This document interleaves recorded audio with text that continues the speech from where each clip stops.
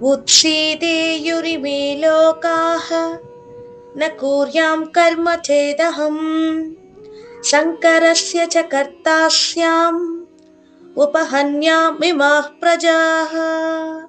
పద అర్థం చూద్దాం రండి. ఉత్సీదేయుః నాశనం అవుతాయి, ఇమే ఈ, లోకాః లోకాలు, న కుర్యాం నేను చేయకపోతే, కర్మ కర్మను, చేత్ అహం ఒకవేళ నేను, శంకరస్య వర్ణ సంకరానికి, చ మరియు, కర్తాస్యాం కారణమవుతాను, ఉపహన్యాం నాశనం చేస్తాను, ఇమా ప్రజాః ఈ ప్రజలను.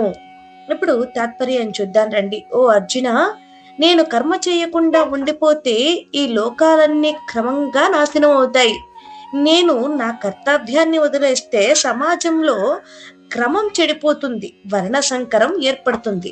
దాని ఫలితంగా ప్రజల జీవితం ధర్మ మార్గం నుంచి తప్పి అవస్థలకు గురవుతుంది. అందుకే కృష్ణుడు ఇక్కడ స్పష్టంగా మరొక్కసారి చెబుతుంది ఏంటంటే, కర్మ చేయడం వ్యక్తిగత అవసరం కోసం కాదు, సమాజ క్రమం నిలబడాలనే బాధ్యత కోసం అని ఈ శ్లోకంలో మరొక్కసారి వివరంగా వివరిస్తున్నారు.